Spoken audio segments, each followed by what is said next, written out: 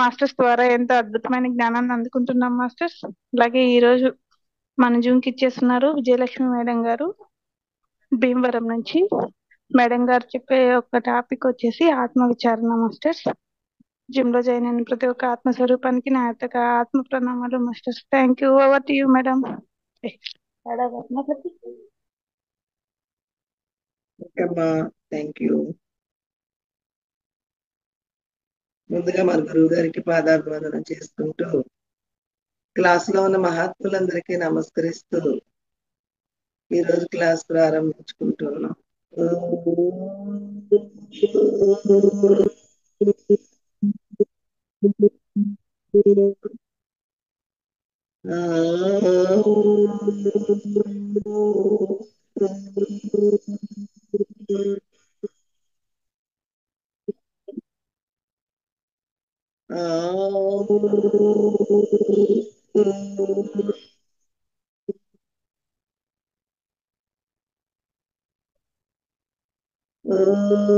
గురు బ్రహ్మ గురు విష్ణు గురుదేవో మహేశ్వర గురు సాక్షాత్ పరబ్రహ్మ తస్మై శ్రీ గురవే నమః.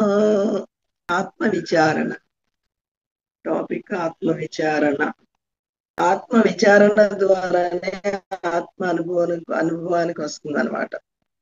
అనాత్మ అంటే దేహము ఇంద్రియాన్ని అనాత్మ అన్నారు కదా. అనాత్మకేమో అనాత్మ యొక్క స్వభావము విచారం అంటే దుఃఖం అన్నమాట. విచారం అంటే దుఃఖం. దేని యొక్క స్వభావము?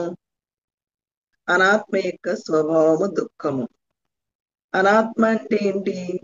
అనాత్మ అంటే దేహము ఇంద్రియాలు కలిసి ఈ శరీరం అనేది కనిపిస్తూ ఉంది కదా. దీన్ని పరిభాషలో అనాత్మ అన్నారనమాట. పరిభాషలో. ఇహ భాషలో ఇదే సత్యము, పరిభాషలో ఇది అసత్యం అన్నమాట. మరి ఆత్మ విచారణ ఆత్మ ఎట్లా తెలుస్తుంది? ఆత్మ అంటే అది కనిపించే వస్తువు కాదు కదా. ఇప్పుడు ప్రతిదీ కనిపిస్తూ ఉంది, శరీరం కనిపిస్తూ ఉంది, ఇంద్రియాలు కనిపిస్తూ ఉన్నాయి, 5 జ్ఞానేంద్రియములు, 5 కర్మేంద్రియములు, పంచవాయువులు, పంచ తన్మాత్రలు, 4 అంతఃకరణ వృత్తులు, 24 కనిపిస్తూ ఉన్నాయి. దీనంతా మొత్తం టోటల్ గా దేహమా అన్నారు. మరి ఆత్మ దీనికి ఆకారము కలది కాదు కదా, అది ఒక వస్తువు కాదు కదా, అది చూసేదే తప్ప చూడబడేది కాదు కదా. మరి దాన్ని ఎట్లా తెలుసుకోవాలి? దాన్ని విచారణ ద్వారా తెలుసుకోవాలన్నమాట. ఏది సత్యము, ఏది అసత్యము, ఏది నిత్యము, ఏది అనిత్యము, అలా వాచార్థ లక్ష్యార్థాలు అనే శబ్దాలతో ఆత్మ విచారణ ద్వారానే ఆత్మానుభూతి ఆత్మానుభవం అనేది కలుగుతుంది అనమాట. ఆత్మకేమో విచారణ, అనాత్మ యొక్క స్వభావమేమో విచారం అన్నమాట.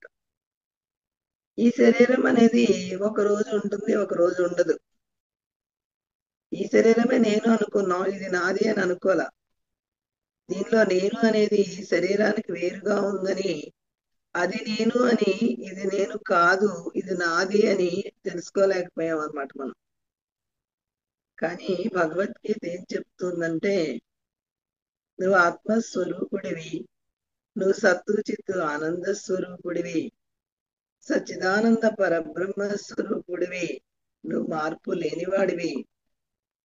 దేహము మార్పు చెందుతూ ఉంది. మళ్ళీ ఆత్మనే దేహి అన్నారు. దేహి అంటే ఆత్మ, దేహం అంటే అనాత్మ. పర్యాయ పదాలతో ఒక్కసారి ఆత్మ అంటే అది అనుభూతి కలగదు కదా. ఎందుకంటే కొన్ని కోట్ల జన్మలు దాన్ని మర్చిపోయాం మనం. శరీరమే నేను అనుకుని ఈ సంసారం మాత్రమే నాది అని ఒక చిన్న గిరిగేసుకొని అనంతమైన స్వరూపంలో అణువు కన్నా రేణువైన శరీరము నేననుకుని మార్పు చెందేది నేననుకుని దీనికి ఉన్న లక్షణాలన్నీ నాకున్నాయని, దీనికి సుఖ దుఃఖాలు స్వభావం అయితే నాకే సుఖము దుఃఖము ఉందని ప్రాణానికి ఏమో ఆకలి దప్పికల స్వభావం అయితే నాకే ఆకలి దప్పిక ఉందని, శరీరానికి ఏమో జనన మరణాలు స్వభావం అయితే నాకే జనన మరణాలు అని, దీని లక్షణాలన్నీ కూడా పక్క పక్కనే ఉండడం వల్ల దీని లక్షణాలన్నీ దేనికి వచ్చేసినాయి? ఆత్మకు వచ్చేసినాయి, నేనుకు వచ్చేసినాయి. నాది యొక్క లక్షణాలన్నీ కూడా నేనుకి ఆరోపింపబడ్డం అనమాట. మరి ఇట్టి పరిస్థితిలో మార్పు చెందుతున్నప్పుడు మార్పు లేనిది ఆత్మ, సత్యం అనేది మారకుండా ఉండాలి. సత్యం అనేది ఎప్పుడు మారకూడదు. అసత్యం అనేది మారుతూ ఉంటుంది కదా. మారే అసత్యము, మారే దేహము ఎట్లా అవుతుంది? సత్యం అనేది మారకుండా ఉండాలి. ఎప్పుడు చూసినా, మన కన్ను మూసినా కన్ను తెరిచినా ఎప్పుడు కూడా మార్పు లేకుండా ఉండాలి సత్యం అనేది. అంతేకాని ఒక కాలంలో ఉండి ఒక కాలంలో లేనిది సత్యం ఎట్లా అవుతుంది? తాడి ఎందు పాము ఆరోపింపబడ్డది. మరి 3 కాలాల్లో ఏది ఉంది? తాడే ఉంది. పాము ఎప్పుడుంది? ఒక కాలంలో ఉంది. దీపం తీసుకెళ్లిన తర్వాత లైట్ తీసుకెళ్తే అక్కడ దేని చేత నిర్ధారణ అవుతుంది? తాడి ఎందు పాము ఆరోపింపబడ్డది. దేని చేత నిర్ధారణ అవుతుంది? కర్రలు కావాలా, పలుగులు కావాలి? ఏం కావాలి? ఒక దీపం ఒకటి తీసుకుని వెళ్తే అది తాడా పామా అనేది లైట్ వెలిగిస్తే అక్కడ ఉన్నది తాడే పాము కాదు అని ఎట్లా నిర్ధారణ అయిందో, అంటే ముందు తాడే ఉంది, తర్వాత కూడా తాడే ఉంది. తర్వాత తను ఊహించినప్పుడు తాడేది పాముగా ఊహించుకున్నాడు. మళ్ళీ మనం దాన్ని దీపం పెట్టుకెళ్ళి చూసినప్పుడు కూడా తాడే ఉంది కదా. పాము అనేది ఆరోపింపబడ్డది. అలా ఇక్కడ కూడా జాగ్రత్తలోని, స్వప్నములోని, సుషుప్తిలోని ఆత్మే ఉన్నది. 3 కాలాల్లోనే ఉన్నది ఆత్మ. ఒక కాలంలో స్థూల శరీరం ఉంది, రెండవ కాలంలో మనసు ఉంది, సూక్ష్మ శరీరం, మూడో కాలంలో కారణ శరీరం ఉంది. దానిలో ఇంద్రియాలు అనేవి లేవు, దాన్నే గాఢ నిద్ర అన్నారు కదా. ఈ జాగ్రత్త అవస్థలో 24 గోళకాలతో పనిచేసేది ఆత్మ ఎట్లా అవుతుంది? ఆత్మ వస్తువు కాదు కదా, నిరాకార పరబ్రహ్మ స్వరూపము కదా, అది అద్వైతము కదా. ద్వైతముతో కూడిన దేహం ఆత్మ ఎట్లా అవుతుంది? కాబట్టి ఆత్మకి శరీరం అనేది ఒక వస్త్రము లాంటిది అనమాట. ఇప్పుడు మనిషి ఉన్నాడు, నేను శరీరముతో నేను అనుకున్నాను, శరీరమే నేను అనుకున్నప్పుడు నాకు ఒక వస్త్రం కావాల్సి వచ్చింది కదా, వస్త్రాన్ని ధరించాల్సి వచ్చింది కదా శరీరాన్ని కప్పుకోవడానికి. అలా ఆత్మకు కూడా మరి శరీరం అనేది అన్నమయ కోశం అన్నారు, కోశము కావాలి కదా, ఒక కవర్ కావాలి కదా. కోశం అంటే కత్తి వర అన్నారు కదా. మరి వరలో కత్తి ఎట్లా ఉందో అలా ఈ శరీరములో ఆత్మ అనేది, శరీరం అనేది ఆత్మకి కవచము లాంటిది అనమాట, వర లాంటిది. కత్తికి వర ఎట్లా? పూర్వం రాజులు పెద్ద పెద్ద చాకులు మొలక పెట్టుకునేవారు, దానికి కవచం ఉండేది కదా, పొడవుగా చూపిస్తారు కదా సినిమాల్లో మనకి. అలా దీన్ని అన్నమయ కోసం అనేది ఆత్మకి కవచము లాంటిది అనమాట. అలా ఆత్మ విచారణ ద్వారానే ఆత్మానుభూతి, ఆత్మానుభవము కలుగుతుంది. ఆత్మానుభవం అంటే మరి ఆత్మ యొక్క లక్షణాలు ఏంటి?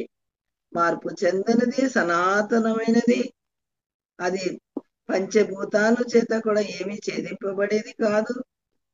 నైనం చిందంతి శస్త్రాణి నైనం దహతి పావక నైనం క్లేదయంతి ఆపో నశోషయతి మారుత. అటువంటి స్వరూపము మన స్వరూపము, పంచభూతాలు ఛేదించలేని స్వరూపము కదా మనది. పంచభూతాలు మహాభూతాల నుండి పంచితే వచ్చింది కదా దేహం అనేది. మహాభూతాలు అంటే సమిష్టిలో మహాభూతాలు ఉన్నాయి కదా, సమిష్టి భూమి, సమిష్టి జలము, సమిష్టి అగ్ని, సమిష్టి వాయువు, సమిష్టి ఆకాశము, సమిష్టిలో ఉన్నాయి కదా అన్ని. 5 మహాభూతాలు అన్నారు కదా వాటిని. మరి ఆ మహాభూతాల్ని పంచితే పంచీకరణలో చెప్తారు కదా, ఆకాశాన్ని సగభాగం చేస్తే ఆకాశ పంచకాన్ని సగభాగం చేసి, మరి ఒక సగభాగాన్ని జ్ఞాతకు వదిలేసి మిగతా సగభాగము కూడా 4 భాగాలు చేసి, ఆ 4 భాగాల్లో ఒక భాగాన్ని వాయువులో కలవటం వలన మనోగోళకమని, జలములో కలియటం వల్ల చిత్తగోళకమని, అగ్నిలో కలియటం వల్ల బుద్ధి గోళకమని, పృథ్వీలో కలియటం వల్ల అహంకార గోళకమని, ఇలా వచ్చినాయి ఇంద్రియాలనేవి. స్థూల శరీరం కూడా మహాభూతాన్ని పంచితేనే వచ్చింది. పంచీకరణలో మొత్తం ఇదంతా వివరణ వస్తుంది అనమాట. ఆత్మ అలా పంచబడ్డది కాదు కదా, అది సనాతన స్వరూపము కదా. నేను నేను నేను అంటుంది కదా మన శరీరంలో. ఈ నేనే ఆ పరమాత్మ, ఆ పరమాత్మ ఈ ప్రత్యేగాత్మ. ఈ నేను అనేది ప్రత్యేగాత్మ అనమాట. ఈ ప్రత్యేగాత్మ కానీ పలుకుతుంది కదా, దీనికి ఒక పలుకు ఉంది కదా. ప్రతి శరీరంలో కూడా శబ్దాన్ని ఎక్కడి నుంచి వస్తుంది? ఆత్మ నుండే వస్తుంది కదా. ఇవన్నీ కూడా ఆత్మ విచారణ ద్వారానే తెలుసుకోవాలన్నమాట. మనం ఎప్పుడైతే ఆత్మ విచారణ ద్వారా ఆత్మ యొక్క విషయాలు తెలుసుకున్నామో, అదే నేను, నాకన్నా వేరుగా ఇంకొకటి లేదు అని మహావాక్య విచారణ ద్వారా అహం బ్రహ్మస్మి, తత్వమసి, ప్రజ్ఞానమే బ్రహ్మ, అయమాత్మ బ్రహ్మ 4 ఉన్నాయి కదా. 4 వేదముల యొక్క సారము, 4 వాక్యాలు. వేదం అనంతము, వాక్యాలు తల్లి చిన్న బిడ్డకి రంగరించి ఎలా అయితే గోరు ముద్దలు తినిపిస్తుందో తల్లి బిడ్డకి, వాడు చిన్న పిల్లోడు కదా, మరి వాడికి తినడం రాదు కదా, జీర్ణం కూడా కాదు కదా బలవంతంగా నోట్లో పోసిన. అందుకే వాడు జీర్ణశక్తి, వాడు తినే శక్తి అలా ఒక్క మెతుకుని నలిపి నలిపి నలిపి అలా నోటికి రంగరించి నాకిస్తుంది కదా చిన్న పిల్లడికి. పెద్దవాళ్ళం మనం బాగా తినేస్తాం, మనకి పెద్దగా నలపాల్సిన పని లేదు, పెద్ద పెద్ద ముద్దలు పెట్టుకు తింటాం. ఒకే ముద్ద మనం తినే ముద్ద ఆడికి 100 ముద్దలు అవుతాయి అనమాట. అట్లా రంగరించి పెడితేనే కానీ వాడు తినలేడు కదా. అలా మనం కూడా శరీరంలో ఇప్పుడే పుట్టాడు అనమాట బిడ్డ. అలా మనం కూడా ఇప్పుడు ఆత్మలో ఇప్పుడే నిజన్మ ఎత్తాం కదా. దేహంలో దేహిగా కొన్ని కోటాను కోట్ల జన్మల నుండి శరీరమే నేననుకుని, ఈ ప్రపంచమే సత్యం అనుకుని, సంసారం చిన్న సంసారం మాత్రమే నాది అని అనంతమైన ప్రపంచాన్ని విడిచిపెట్టేస్తున్నాము. మనం అనంతమైన ఆ సంపదను విడిచిపెట్టేసుకుని చిన్న సంపద, ఒక 100 ఎకరాలు, ఒక 100 ఎకరాలు, ఒక 1000 ఎకరాలు ఉన్నప్పటికీ కూడా, మనకి 100 కోట్లు 1000 కోట్లు ఉన్నప్పటికీ కూడా ఆ సంపద ముందు ఈ సంపద ఎంత? అనంతమైన సంపద ముందు ఈ చిన్న సంపద ఎంత? అందుకనే ప్రతి మానవుడికి కూడా తృప్తి అనేది లేదనమాట. ఆ సంపద ముందు ఈ సంపద చాలా చిన్నది కదా. అందుకని ఎప్పుడైతే మనం ఆత్మతత్వాన్ని తెలుసుకున్నామో, నేను ఆ ఉనికి స్వభావము కలవాణ్ణి, నేను సత్వచిత్తు ఆనంద స్వరూపుణ్ణి, త్రికాలాల యందు మార్పు లేని వాడినని ఎప్పుడైతే మనం తెలుసుకున్నామో, అట్టి వాడికి దుఃఖాలయం అశాశ్వతము. దుఃఖం అనేది మెల్లమెల్లగా మెల్లమెల్లగా తొలగిపోయి ఆనంద స్వరూపం అనేది తన యథార్థ స్వరూపంలోకి తను చేరుకుంటాడనమాట. ఎప్పుడైతే మనం ఆత్మ విచారణ ద్వారా ఆత్మని నేనని ఆత్మ బలం పెరిగిందో, పెరిగే కొద్దీ కూడా అతనికి ఈ సృష్టి ఎలా కనిపిస్తుందంటే ఒక అణువులాగా, ఒక రేణువులాగా. ఆకాశంలో ఇప్పుడు మనం ఫ్లైట్ లో వెళ్తూ ఉంటాం. వెళ్తుంటే ఏమవుతుంది? ఫ్లైట్ లో వెళ్తే మన ఊరెంత, కొంచెం బాగా పైకి వెళ్ళిన తర్వాత అసలు మన మన ఇండియా, మన దేశం ఎంత? మన దేశంలో మన రాష్ట్రం ఎంత? మన రాష్ట్రంలో మన జిల్లా ఎంత? మన జిల్లాలో మన ఊరెంత? మన ఊర్లో మన ఇల్లు ఎంత? ఎంత ఉంటుంది? ఒక అణువు కన్నా రేణువు కన్నా 1000 వంతు ఉంటుందా? అంత చిన్నగా ఉంటుంది కదా. అలా మనం కూడా అనంతమైన స్వరూపములో శనేరు పరమేద్బుద్ధ్యా ధృతి గృహీత ఆత్మ సంస్థ మన కృత్వ నకించిదపి చింతయేతు. నేను తప్ప అన్యమైన వస్తువు ఇంకొకటి లేదు అనేది అనుభవంలోకి వస్తుంది అనమాట. అంతటా నిండి ఉన్న స్వరూపము, సూదిమోప సందులేని స్వరూపము తానుగా అనుభవానికి వచ్చిన తర్వాత ఈ శరీరం అనేది ఉంటుంది కానీ లేని దానిగా కనిపిస్తుంది అనమాట. ఎందుకంటే అనంతమైన భావన తన స్వస్వరూపానుసంధానంలో ఉన్నప్పుడు దేహము, ఇంద్రియాలు, ఈ చిన్న సంసారము ఉన్నప్పటికీ కూడా లేనిదానిగా అంత తేలికైపోతుంది అనమాట. అలా అప్పుడు మామూలుగా ఒక పక్షి ఎగురుతూ ఉంటే దానికి ఒక ఈక రాలిపోతే అది వెనక్కి వెనక్కి తిరిగి చూడదంట. అమ్మయ్య తేలికయ్యింది అనుకుంటుందంట. అలా జ్ఞాని కూడా ఆత్మ విచారణతో ఆ యొక్క ఆత్మతత్వం అనుభవంలోకి వచ్చిన వాడు కూడా భార్య పోయినా, భర్త పోయినా, బిడ్డలు పోయినా, సంపదలు పోయినా, ఏవి పోయినప్పటికీ కూడా అనంతమైన తన సంపదలో ఈ సంపద ఎంత అయినా అనేక జన్మల్లో ఎంతో మంది భార్యలు ఉండేవారు. ఏరి వాళ్ళంతా ఈ భార్య మరి మరు జన్మకి రాదు కదా. ఆ ప్రారంధం అయిపోయింది. అయిపోయిన తర్వాత రుణం తీరిపోతే ఏమవుతారు? వదిలేస్తారు అనమాట. అంటే మరణిస్తారు. అలా గతంలో లేని భార్య, తర్వాత లేని భార్య మధ్యలో ఉన్నప్పటికీ కూడా ఎంతవరకు కరెక్ట్ అని, ఒకవేళ పోయినా బాధ లేదు, ఉన్నా బాధ లేదు జ్ఞానికి. బిడ్డలు కూడా గతంలోనే లేరు, తర్వాత కూడా రారు. ఎంతమంది బిడ్డలు ఎన్ని జన్మల్లో ఏరి వాళ్ళంతా వాళ్ళ గురించి నేను ఏడుస్తూ ఉన్నానా? ఈ బిడ్డ గురించి ఎందుకు ఏడవాలి? తల్లిదండ్రులు పోవచ్చు బిడ్డలుండగా, మరి తల్లిదండ్రులు ఉండగా బిడ్డలు పోవచ్చు, భార్య ఉండగా భర్త మరణించవచ్చు, భర్త ఉండగా భార్య మరణించవచ్చు. లోకంలో వాళ్ళు ఎట్లా ఏడుస్తున్నారు ఎన్ని సంవత్సరాలు? అదే గుర్తు పెట్టుకుని మనోవ్యాధితో అనారోగ్యపరులైపోయి వాళ్ళు పోయింది ఎట్లా ఉంది, వీళ్ళు కూడా చావుకు రెడీ అయిపోతున్నారు. వాళ్ళ గురించి తలుచుకుని వాళ్ళు మాట్లాడిన మాటలు, వాళ్ళు చేసిన పనులు తలుచుకుని ఏడుస్తూ ఉన్నారే. మరి అది ఎంతవరకు కరెక్ట్ అనేది ఎవరైనా ఆలోచించారంటే, ఆలోచించిన వాళ్ళు ఏడవరు. అందుకని దుఃఖాలయం అశాశ్వతం అన్నారన్నమాట. సృష్టిలో ఉన్నది ఒక వస్తువు, అదే ఆత్మస్వరూపము. అది విచారణ ద్వారానే అనుభవానికి వస్తుంది తప్ప మామూలుగా ఆత్మ అంటే అయిపోయేది కాదనమాట. ఆత్మ అనాత్మ విచారణ చెయ్యాలి, విడదీయాలి. అనాత్మాది ఇంద్రియాలు ఆత్మ కలిసిపోయింది కదా. ఎట్లా కలిసింది? భావన చేత కలిసింది తప్ప దానికి అసలు కలిసే స్వభావమే లేదు. ఆకాశం ఉంది, 4 భూతాలు ఏమన్నా కలుస్తుందా, అంటుతుందా అంటే స్వభావం లేదు కదా దానికి. అలా ఇప్పుడు నీళ్ళల్లో ఉన్న తామరాకు ఎట్లా అంటకుండా ఉందో, అలా మన స్వరూపం అనేది దేహాదింద్రియాల్లో ఉన్నప్పటికీ కూడా అసలు అంటే స్వభావం లేనప్పుడు ఎట్లా అంటుతుంది? సమిష్టిలో పరమాత్మ ప్రకృతికి అంటకుండా విలక్షణంగా ఉన్నాడు. ఆకాశానికి 4 భూతాలు ఏమన్నా అంటున్నాయి? ఆకాశంలో అన్ని భూతాలు, అగ్నిలో ఆకాశం ఉంది, భూమిలో ఆకాశం ఉంది, జలములో ఆకాశం ఉంది, వాయువులో ఆకాశం ఉంది. ఏమన్నా అంటుతుందా? అంటే సూక్ష్మము కాబట్టి అంటదనమాట. మరి ఆత్మ సూక్ష్మాతి సూక్ష్మమైనది కదా, అది ఎట్లా అంటుతుంది? ఈ శరీరానికి విలక్షణంగా ఉందని చెప్తున్నాయి కదా వేదాది ఉపనిషత్తులు, భగవద్గీత, బ్రహ్మసూత్రాలని. ఈ శరీరము నువ్వు కాదయ్యా, ఆ నేను అనేది శరీరాన్ని ధరించింది, ఇది మేను మాత్రమే. నేను వస్త్రాన్ని ఎట్లా ధరించానో విడవడానికి, ధరించడానికి ఎట్లా అనుకూలంగా ఉన్నదో, అలా ఈ దేహం అనేది కూడా ధరించాను తల్లి గర్భంలో ప్రవేశించి. మళ్ళీ ఇది క్షయక్షేమ రుణక్షయం అయిపోయిన తర్వాత మళ్ళీ ఇది పడిపోతుంది.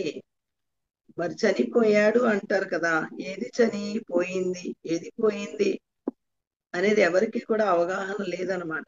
ఏది పోయింది? స్థూల శరీరాన్ని ఇక్కడ విడిచిపెట్టేసి సూక్ష్మ శరీరం అనేది 17 ఇంద్రియాలు కూడా ప్రయాణమై వెళ్ళిపోయింది కదా. మరి దానికి ప్రయాణమయ్యే శక్తి స్వతహాగా ఉందా, లేకపోతే దేని చేతన ప్రయాణం వెళ్ళిందా? సూక్ష్మ శరీరము 17 ఇంద్రియాలు, 5 జ్ఞానేంద్రియములు, 5 కర్మేంద్రియములు, పంచవాయువులు, 2 అంతఃకరణ వృత్తులు కదా. ఈ 17 ఇంద్రియాలు మరణం అనేది చనిపోయింది కదా. ఆ పోయింది కదా, అది దేని యొక్క సత్తా చేత పోయింది? పోయిన తర్వాత ఏమవుతుంది? అవన్నీ తెలుసుకోవడం మానేసి సూదిపోతేనేమో 2 రోజులు ఎత్తుక్కుంటున్నాం, రూపాయి పోతేనేమో ఆ రోజంతా ఎత్తుక్కుంటున్నాం. ఏంటి తన యొక్క అంటే మరి ఆ స్వరూపాన్ని మర్చిపోవడం వల్ల, ఆ సంపదను మర్చిపోవడం వల్ల, ఆ సంసారాన్ని మర్చిపోవడం వల్ల సర్వజ్ఞాత్వాది లక్షణాలు కలవాడు ఏమైపోయాడంటే కించిత్వాది లక్షణాలుగా అయిపోయాడు అనమాట. కించిత్వాది లక్షణాలు. కించిత్వాది లక్షణాలు అంటే చిన్న శరీరం నేను, ఈ చిన్న సంసారం నాది, ఈ భార్య నా భార్య, ఈ భర్తే నా భర్త, ఈ బిడ్డలే నా బిడ్డలు, ఈ ఇల్లే నా ఇల్లని ఇక్కడ ఈ చిన్న గిరి గీసుకుని ఇందులోనే పులగానం తేలానం. కళ్ళిలో పడ్డ ఈగ ఎట్లాగైతే ఆ కళ్ళిని విడివడి బయటికి రాలేదో అలా సంసారం అనే కళ్ళిలో పడి ఈ దేహి పునరపి జననం పునరపి మరణం ఇలా పుడుతూ మరణిస్తూ మరణిస్తూ పుడుతూ ఇలా ఎన్ని జన్మలు గడిచిపోయినాయో అర్జున, లెక్కకి అంతనంత ప్రయాణం మనం చేసి వచ్చాం. ఈ శరీరం విడిచిపెట్టిన తర్వాత మన చేతిలో లేదది. కోటా సిస్టమ్ 84 లక్షల జీవరాశులుగా మళ్ళీ ప్రవేశించాల్సిందే. మరి మానవుడికైతే నోటి ద్వారా రక్షణ ఉంది, కానీ ఈ మానవేతర జీవులకు నోరు లేదు కదా, అక్కడ రక్షణ ఎట్లా ఉంది?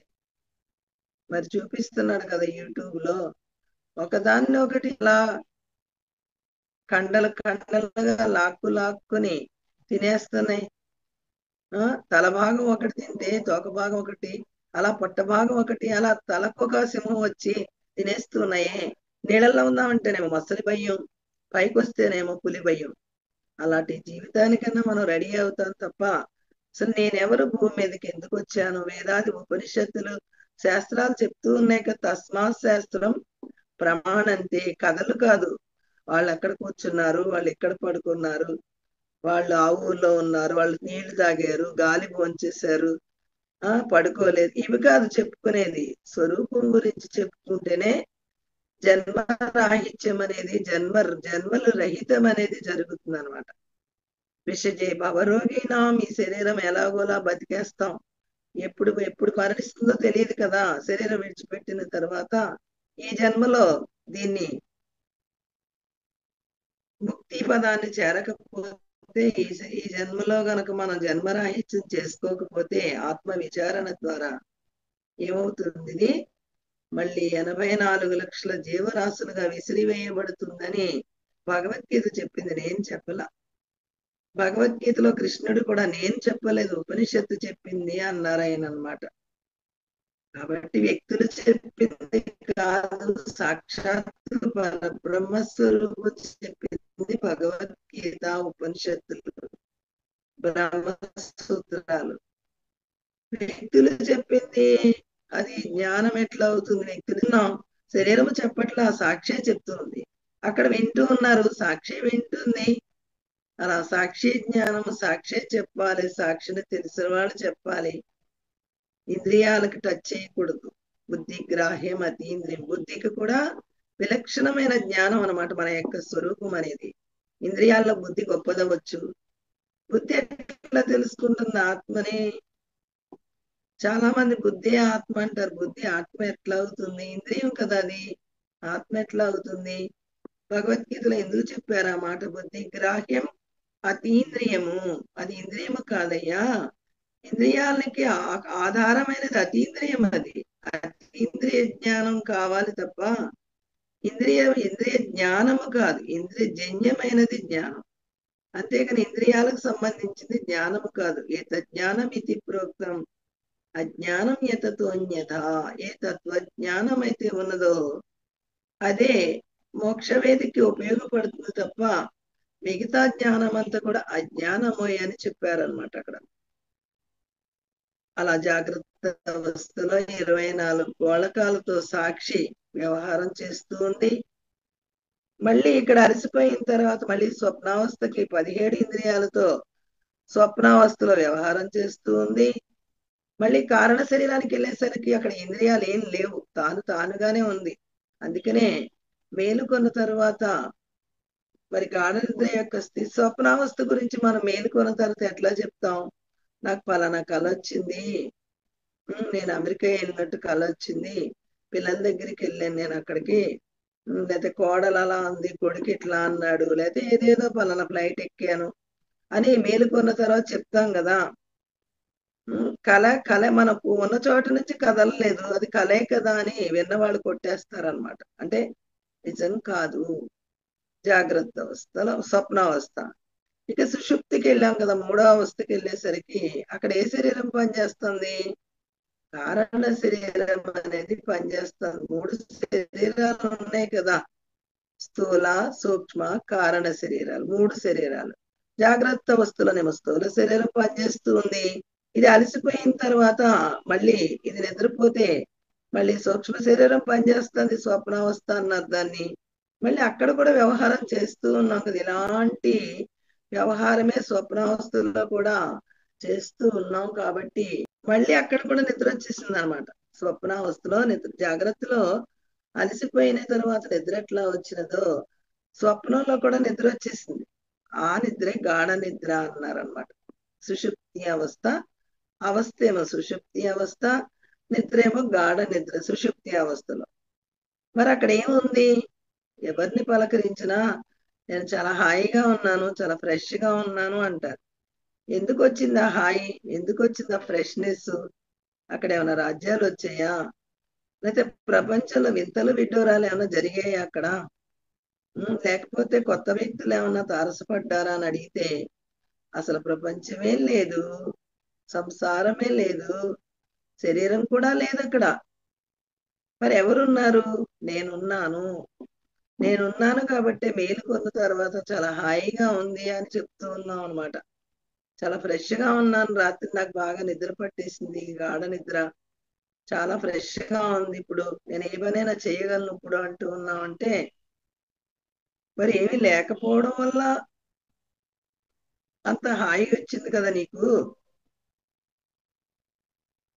శిష్యుడు అడుగుతాడు అనమాట గురువు గారిని, స్వామి, గాఢ నిద్రలో ఏమీ లేకుండా హాయిని పొందాడు కదా ప్రతి జీవి, మనమే కాదు, మానవులే కాదు, మానవేతర జీవులు కూడా ఎంతో హాయిని పొందాయి కదా గాఢ నిద్రలో.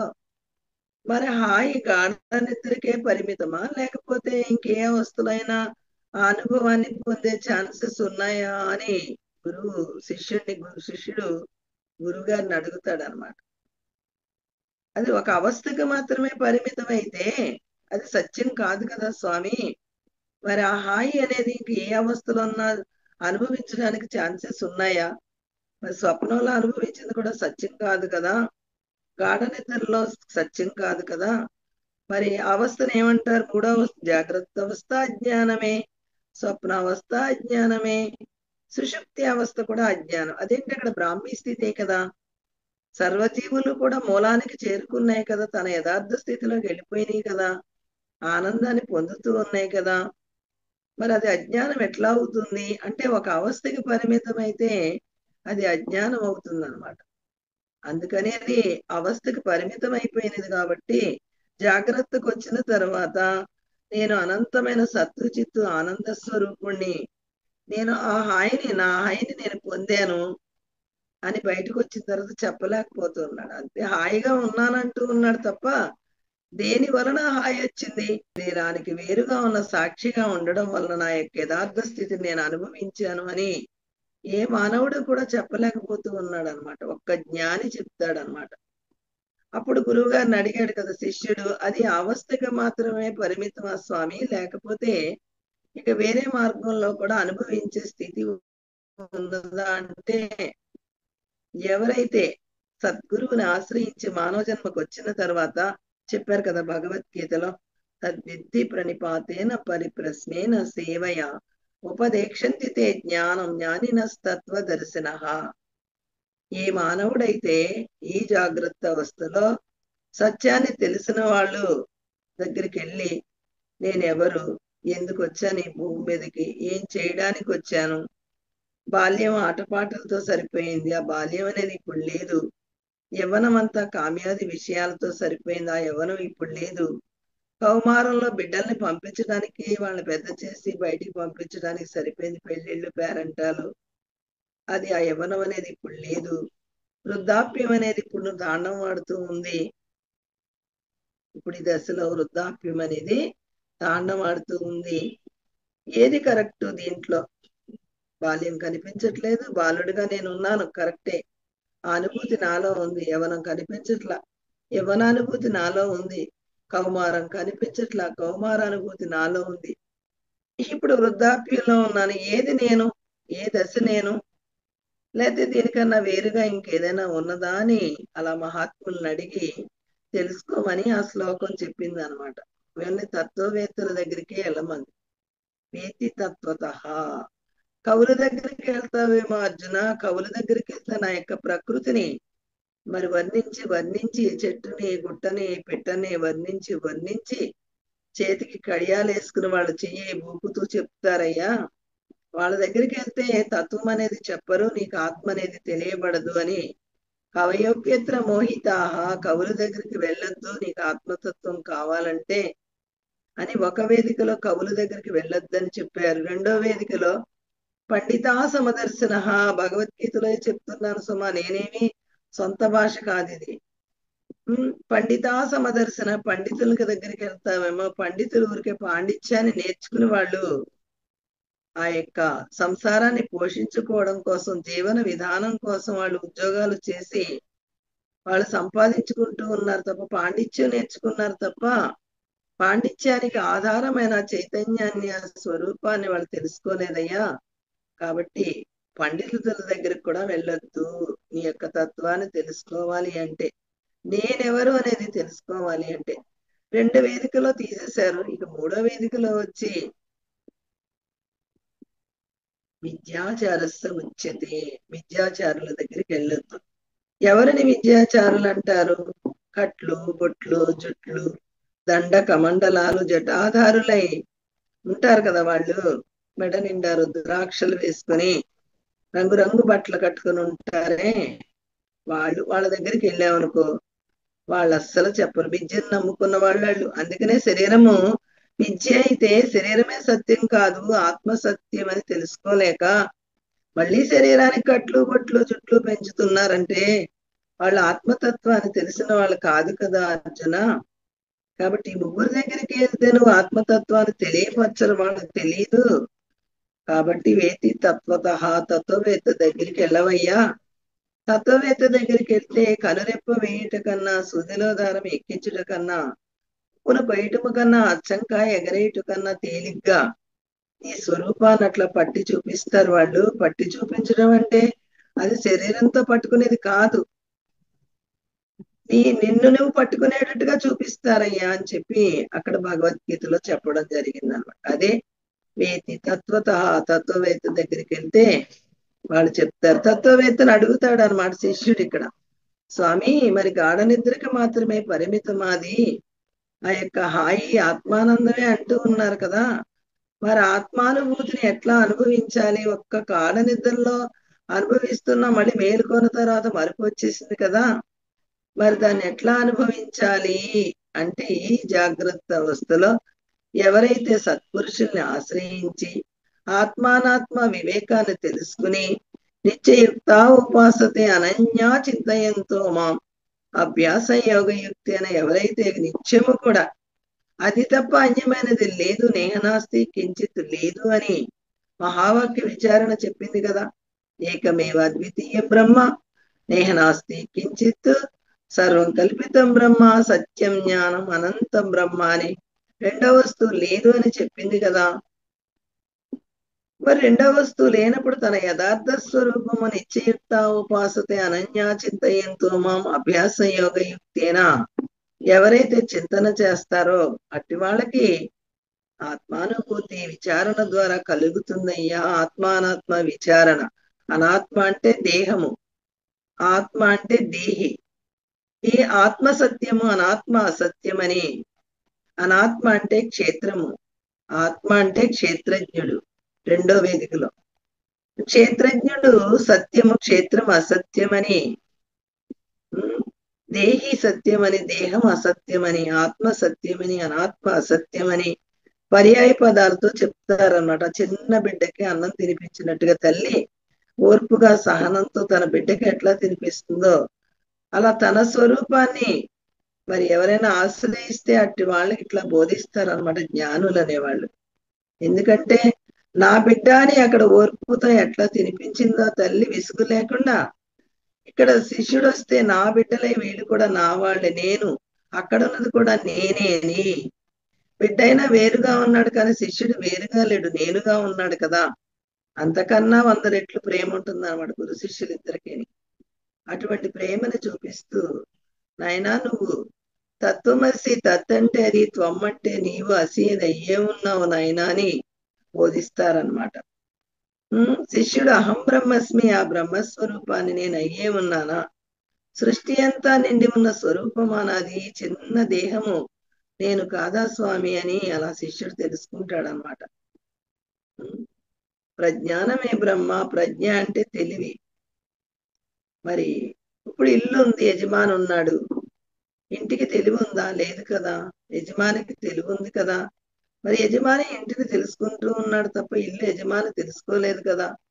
శరీరము లాంటిది ఇల్లు, ఆత్మ లాంటిది యజమాని. అలా కారు ఉంది, అది మానవ సృష్టి.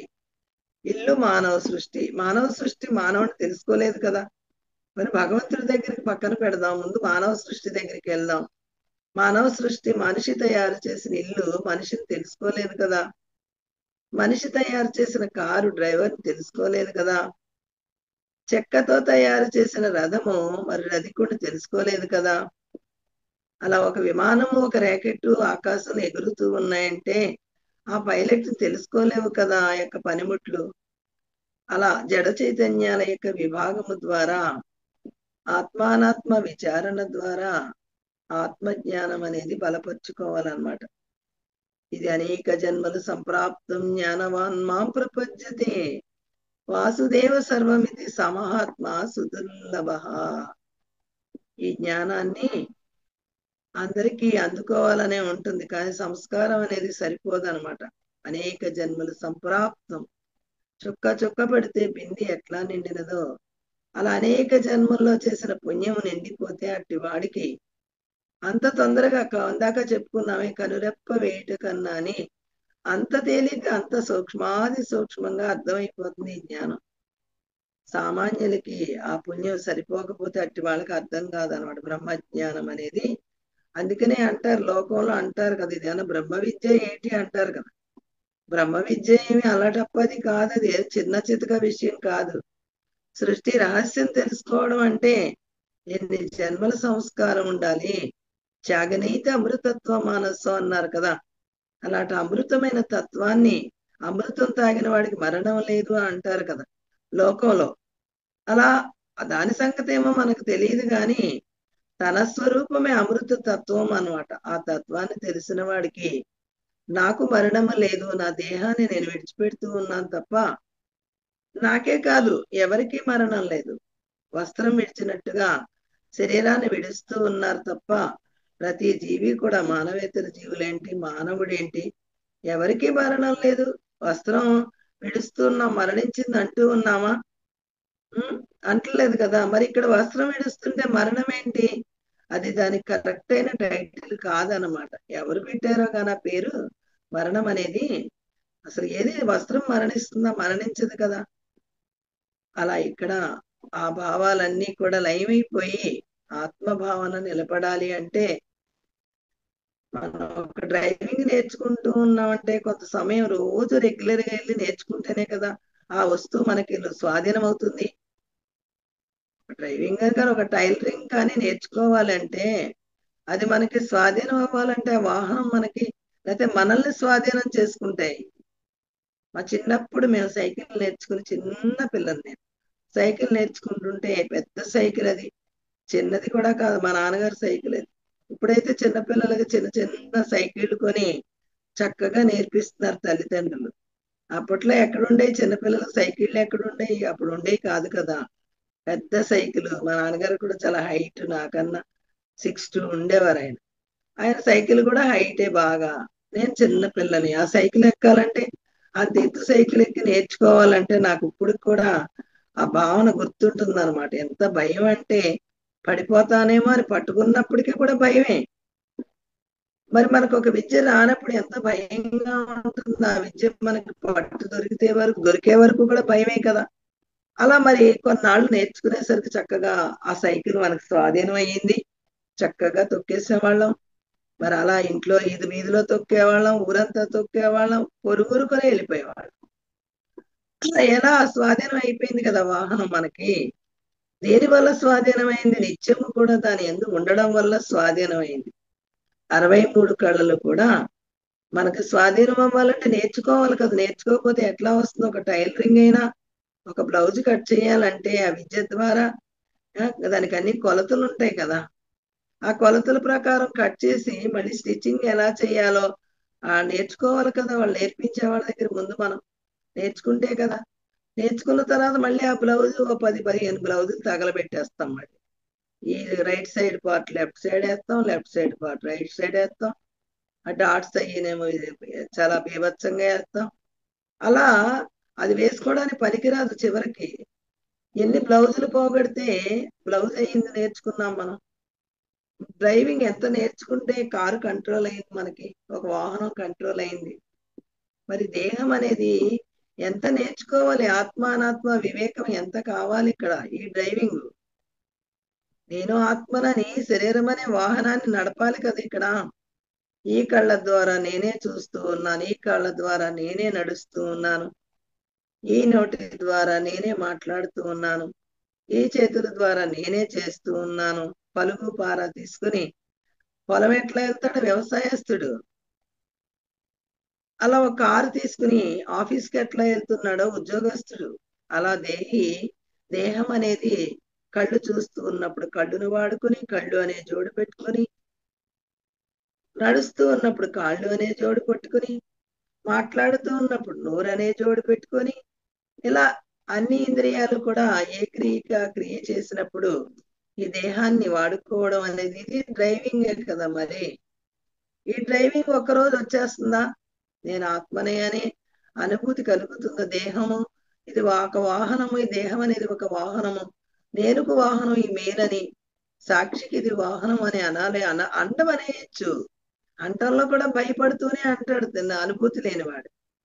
అలా అనుభవానికి రావాలంటే రోజు దాన్ని ఎంత ఉండాలి కదా. ఒక డ్రైవింగ్ క్లాస్కి వెళ్తున్నాం అంటే దాని యొక్క లాభం కనిపిస్తూ ఉంది కాబట్టి చక్కగా డ్రైవింగ్ వచ్చేస్తే కారు కొనుక్కోవచ్చు, కారు వేసుకుని ఎక్కడికైనా వెళ్ళొచ్చు అని తెలుసు. ఆ యొక్క లాభం తెలుసు, ఆ సుఖము తెలుసు. అందుకని ఏం చేస్తాడు? డ్రైవింగ్ నేర్చేసుకుంటాడు తొందరగా. ఒక్కరోజు కూడా ఆబ్సెంట్ అవ్వడు. కానీ ఇక్కడికి వచ్చేసరికి ఎక్కడ సందు దొరుకుతుందా క్లాసు ఎగ్గొట్టేద్దామని చూస్తారనమాట.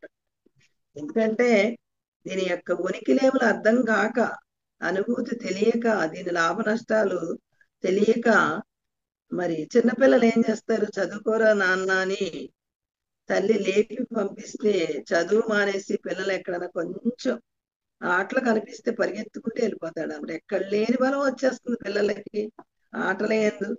చదువుకోమంటే ఇంట్రెస్ట్ చూపిస్తాడా?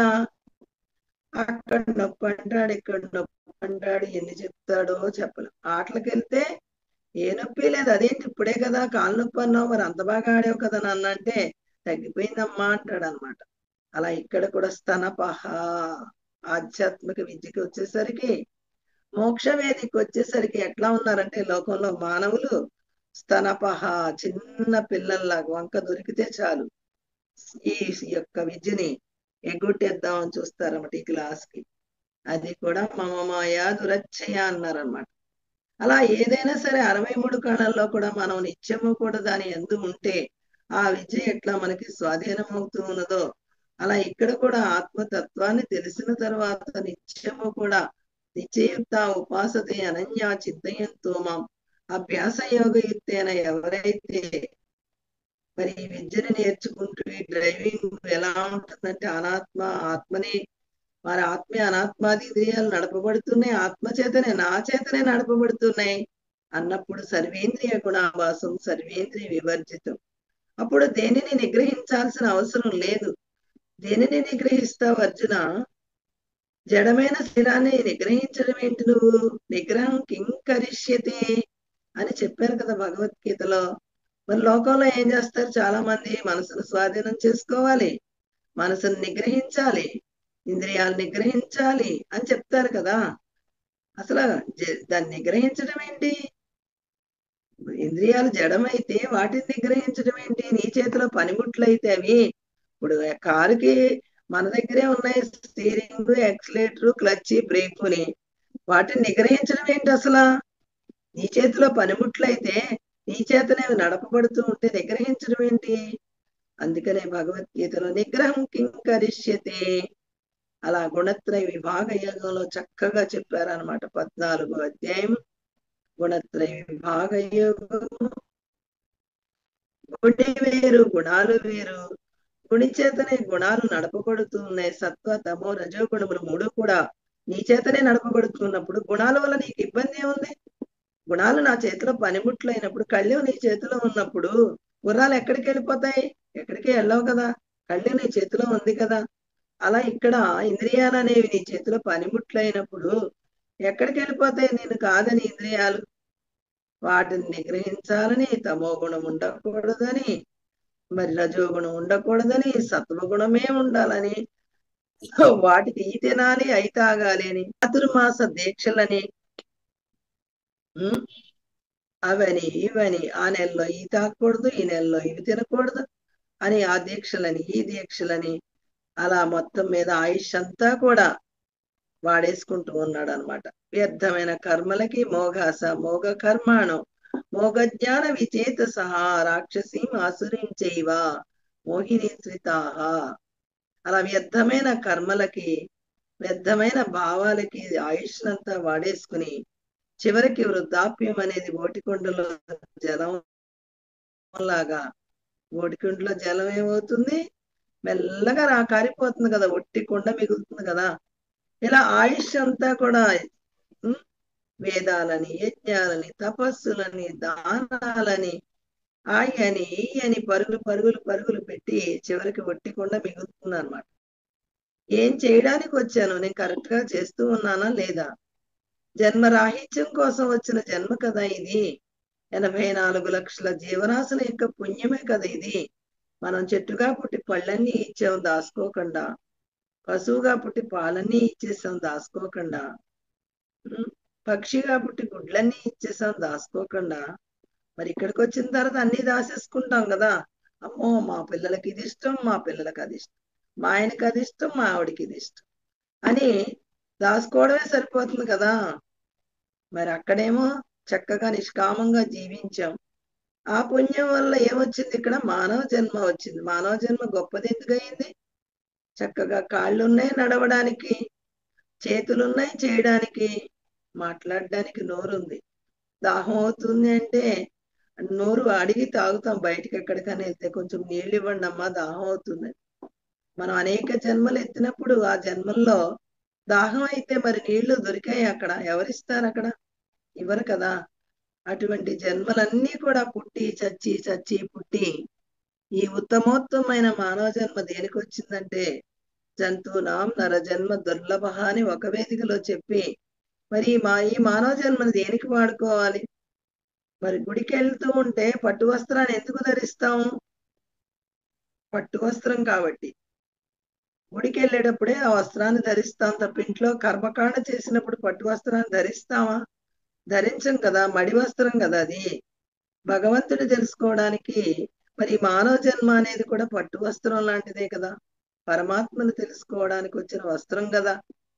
నేను ఆత్మనని ఖచ్చితంగా అనుభవపూర్వకంగా తెలుసుకోవడానికి వచ్చిన జన్మ కాబట్టి ఎవరైతే ఆ నిర్ణయం తీసుకుని ఆ భావనతో ఆత్మతత్వాన్ని తెలుసుకుని ఆత్మగానే జీవిస్తూ ఆత్మగానే శరీరాన్ని విడిచిపెడతారో అట్టి వాళ్ళకి మరు జన్మ అనేది కోరుకున్న జన్మ వస్తుందని, అట్టి వాళ్ళు మళ్ళీ ఏ తల్లి గర్భంలోనే ప్రవేశించాల్సిన అవసరం లేదని నస పునరావర్తతే అని చెప్పారు భగవద్గీతలో.